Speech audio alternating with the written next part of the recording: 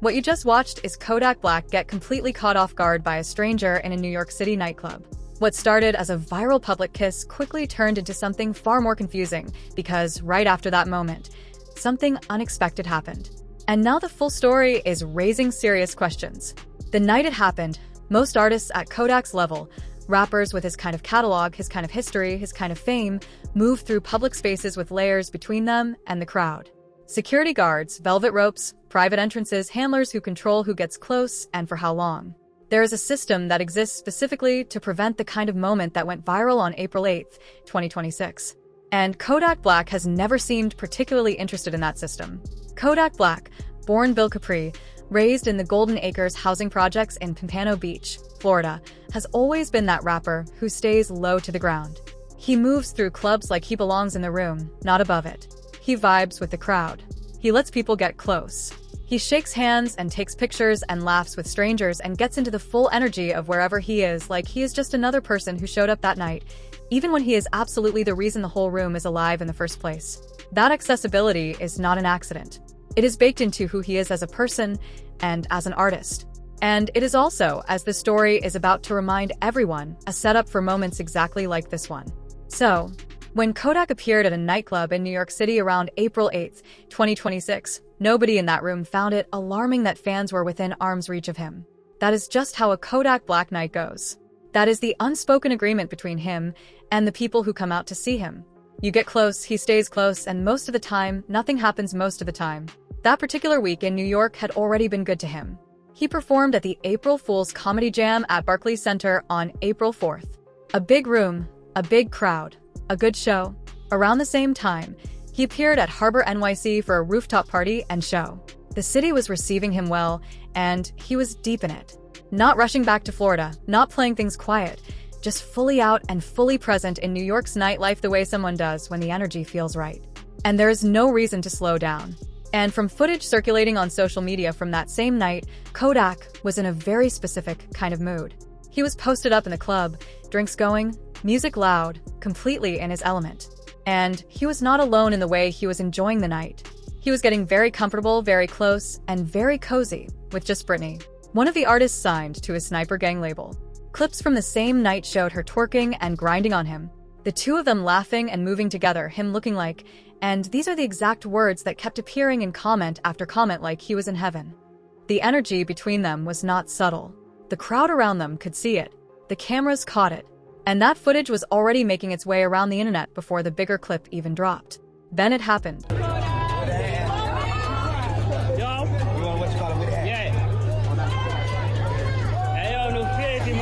A fan, someone in that club, someone who saw their moment and decided to take it without stopping to think about what came after, walked up to Kodak fast, bold, and with absolutely zero hesitation and planted a kiss on him right there in the middle of the room in front of everyone on someone's phone camera on the record. The clip, which runs between 9 and 12 seconds in most reposts, captures the whole arc of the moment, the approach, the kiss, and the immediate aftermath. And what it shows in those few seconds is Kodak Black looking as genuinely caught off guard as he has ever looked on camera. His face in the aftermath is the face of a man who is trying to rapidly process something his brain did not prepare for. Wide eyes, a quick turn, a look that viewers on every platform described the same way, no matter where they saw it, using the same words in the comments as if they had all rehearsed it. Wait a damn minute. He did not push the fan away. He did not grab security. He did not make a scene, raise his voice, or do anything that would turn a weird moment into a dangerous one. He did what Kodak Black almost always does when fans cross into his personal space in a live setting. He let the moment breathe, processed it quietly, and then kept moving. No escalation, no confrontation, just the look on his face doing all the talking that needed to be done. The clip exploded on April 8th through the pages that move hip-hop content faster than any traditional media outlet. World Star Hip Hop, My Mixtape, Hip Hop Ties, Drizzy Inspiration. Within hours of going up, every single repost had comment sections that people were describing with one word over and over again. Messy. And here's the thing. The reason those comments were messy was not really about Kodak. It was not about the kiss itself or the boldness of the move, or even what it said about fan culture in 2026. The reason every comment section on every platform turned into a full-on debate was the fan. Specifically, who the fan was and what people thought they were seeing when they looked at them. The fan who kissed Kodak has not been identified by name in any public report as of April 9, 2026. No outlet tracked them down. No social media handle surfaced. No follow-up interview was given. No one claiming to be the fan has spoken publicly. The person appears to have been a completely anonymous clubgoer who spotted Kodak, made a move, and then disappeared back into the crowd as though it never happened, leaving the internet to argue about the footage, without a single piece of additional context to work with. Comments like, "That's a Sir G" started appearing. Then "Ladyboy," then "That's a dude," then the counterarguments calling people out for reaching, pointing to the fans' overall look, arguing that people see what they want to see. Then the memes, then the confusion emojis, then the quote reposts with captions designed to get more people into the conversation. WorldStar titled their upload with the phrase, "The internet's confused," because that is exactly what the internet was. And that framing was the accelerant. People who had not seen the clip clicked just to figure out what the confusion was about. People who had already seen it came back to the comments to weigh in on the debate. It became one of those rare viral moments where the original event matters less than the argument it generates, and the argument just keeps feeding itself. The pattern. If you have followed Kodak Black's career for any stretch of time, even loosely, even from a distance, you already understand that what happened in that New York City club on April 8, 2026 was not a random, unprecedented event. It was a chapter in a book that has been writing itself for years. A book full of fans who got too close. Moments that got too weird, and Kodak responding with the same energy every time, awkward, unbothered, and somehow still standing at the end of it. His accessibility is the root of all of it. Most rappers at his level have figured out by now that the easiest way to avoid chaotic fan situations is to create physical and social distance. Make yourself hard to reach. Let the mystique do the work. Let security be the wall between you and the crowd. Kodak has never operated that way, and it shows in every single one of these clips. He moves through shows and clubs and public spaces like someone who genuinely wants to be in the middle of the energy rather than above it. And when you do that consistently over years across cities and venues and countries, you accumulate stories. Some of them are funny, some of them are wild, and at least one of them is genuinely difficult to watch. Let us start at the top. The one that still lives rent-free in the memories of everyone who saw it. The one that in 2026 remains the single most chaotic and explicitly physical fan encounter ever captured on camera involving this man. September 2022, the Bahamas. Again, this one had a completely different energy, much less chaotic, much warmer, but it showed the same fundamental dynamic at work. Kodak was not at a show or an event. He was walking to the beach with a group of friends on what looked and felt like a casual vacation day when a blonde woman spotted him from nearby. She did not hesitate. She did not stand at a distance debating whether to approach. She walked directly up to him, caressed the back of his head with her hand, and pulled him into a deep full-body embrace, pressing herself entirely against him in a way that blurred the line between a hug and something else entirely. Then she stepped back just enough to grab his face and her hands and look at him and say exactly what was on her mind. "I don't know if you're with a girlfriend, but I wanted to kiss you." And then she kissed him on the cheek. After that, she jumped around screaming. She turned to her friends and announced what had just happened. She came back and hugged him again, kissed his cheek a second time, told him she loved him, and ran off. Kodak hugged her back the whole time. He said, "I love you, too," when she said it first, and then he posted the clip himself on his Instagram stories, describing the whole thing as pure touchy-feely love. No embarrassment, no discomfort visible in his face. Just Kodak being Kodak, letting fans into his space and treating the moment like something worth sharing with the world rather than something to be quietly moved past. Then there is the 2024 stage proposal. A fan at a show in California got on her knees during his performance and proposed marriage to him. She was not joking. She was fully committed to the bit. Or maybe it was not a bit at all. The energy read is genuine. Kodak played along with it in a moment, nodding to his own lyrics and letting the crowd absorb the scene, which gave everyone what they came for without making the fan feel rejected or embarrassed. Nothing developed from it. It ended the way those things always end. Clips circulates. People talk about it for a few days, then the next thing happens and it gets replaced, but it lives in the catalog of these moments that define how he and his fans interact. The club and stage patterns that run across every year of his career tell the same story in smaller doses. Multiple clips show fans and sometimes people in his own circle twerking and grinding on him at shows, after parties, box suites, and nightclubs. Some of that footage is so close and so physical that commenters consistently describe it with the same phrase: "They look like they're getting it on right there." He pulls fans on stage for extended dances that stretch well beyond what a typical concert moment would look like.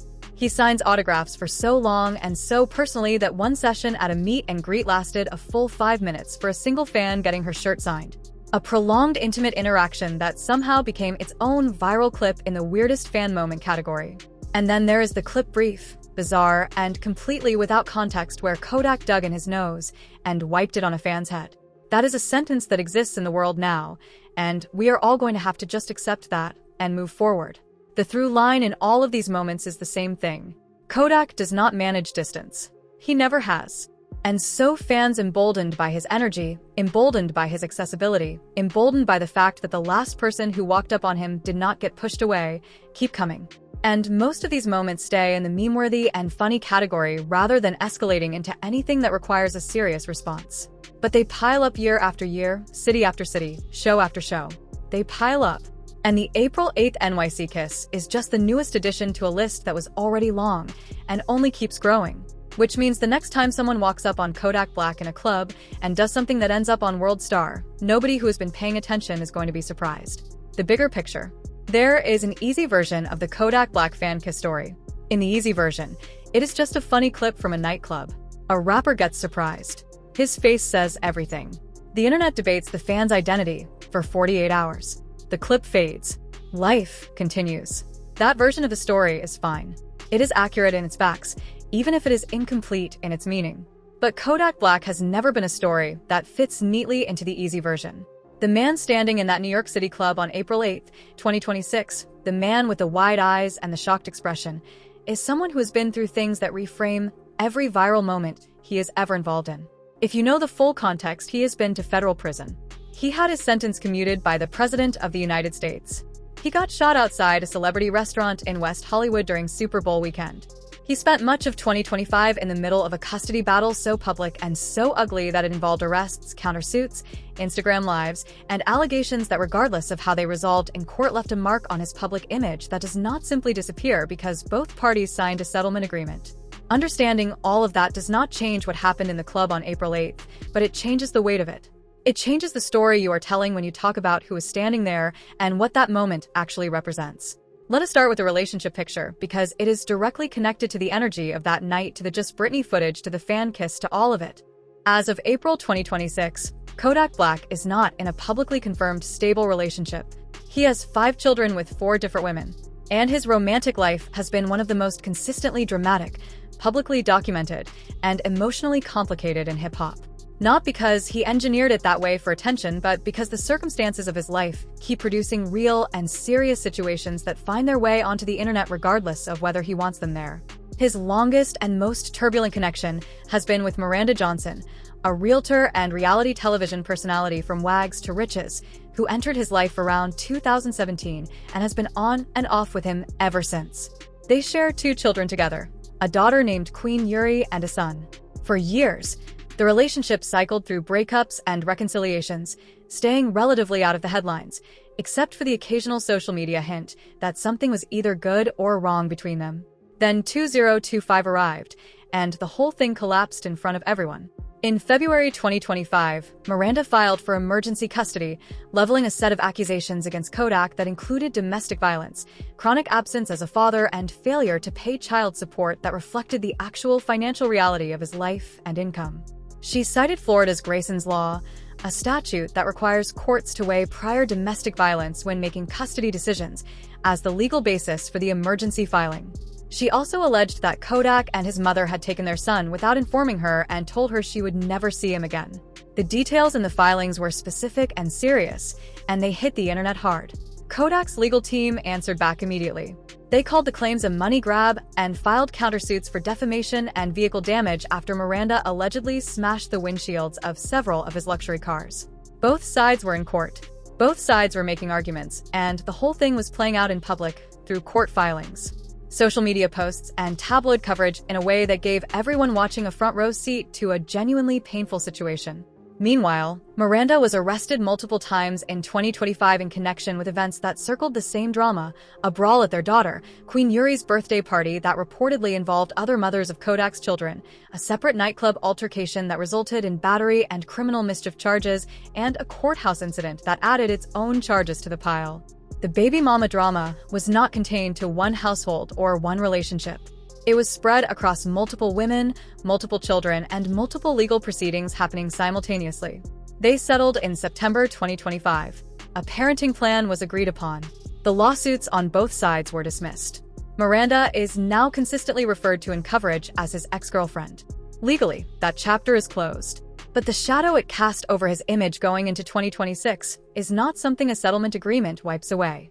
It is part of the story. Now, before Miranda, there was Mellow Rex, an influencer and rapper he was engaged to around 2021, whose split from him was messy and unresolved enough that the feud reignited in 2025 when she collaborated with NBA YoungBoy after Kodak dissed YB publicly. Old clips from their relationship resurfaced. Old allegations and old dynamics came back to the conversation. The internet handled it exactly the way the internet handles these things. Loudly, completely, and without mercy for either side. And then there is Just Britney. Back to that night. Back to the club. Just Britney is officially Kodak's signed artist on Sniper Gang.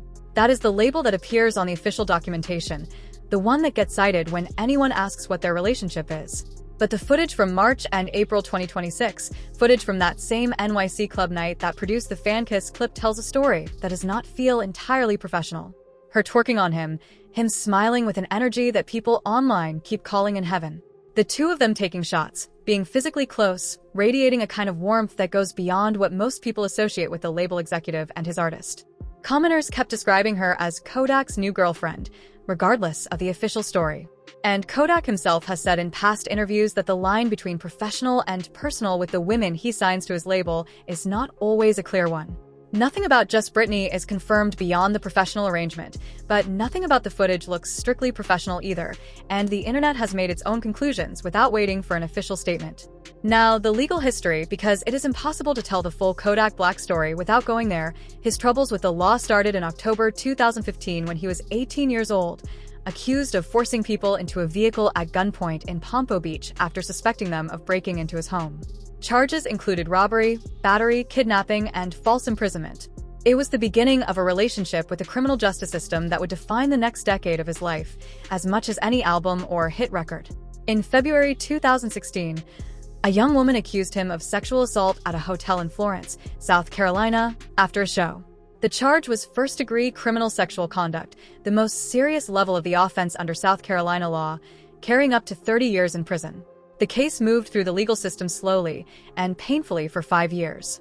In April 2021, he accepted a plea deal, pleading guilty to the reduced charge of first-degree assault and battery. He received 18 months of probation and no additional prison time, and he apologized in court as a condition of the deal. The resolution did not make the original accusation disappear from the public record or from the way people talk about him. In January 2018, while on probation, he broadcast himself on Instagram Live in his own home, passing a marijuana joint and a handgun around in a room that contained his infant son. Police acted on the footage directly. He was charged with grand theft of a firearm, weapons possession by a convicted felon, cannabis possession, and child neglect. It became and remains one of the most cited examples in hip-hop history of an artist providing evidence against themselves through their own social media behavior. In 2019, federal prosecutors charged him with making false statements on firearm purchase forms, lying about his criminal history on background checks in order to buy multiple handguns in Miami. He pleaded guilty and was sentenced to 46 months in federal prison. He began serving that sentence and was still incarcerated in January 2021 when President Donald Trump commuted his sentence in one of his final acts in office. It was not a pardon. The conviction stayed on his record permanently, but the commutation meant he walked out of federal prison after serving roughly a year and a half of a nearly 4-year sentence. He went back to work almost immediately. On February 12, 2022, during Super Bowl weekend activities in West Hollywood, a shooting occurred outside the Nice Guy restaurant. Kodak was shot in the leg. 2 other men present were also hit. A A civil lawsuit filed against him by two of the men injured, which sought damages that at one point were valued at $62 million, was withdrawn and dropped entirely in March 2026, just weeks before the fan kiss clip landed. The suit was dismissed with prejudice, meaning it cannot be refiled. That particular legal shadow, at least, is gone. This is the man in that 10-second clip. This is who is standing in that nightclub with a surprised look on his face.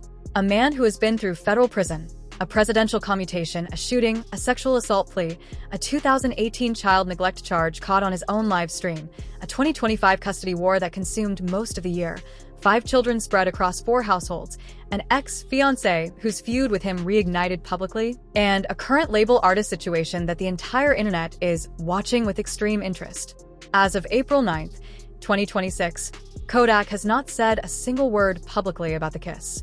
No statement, no post, no story, nothing from his team, nothing from the fan. The silence from both sides is complete. That is the Kodak Black fan kiss story. That is all of it. That is the full picture. Found this information exciting and unbelievable? Be sure to check out other similar and amazing videos on the screen. Thanks again for watching. I'll see you in the next video.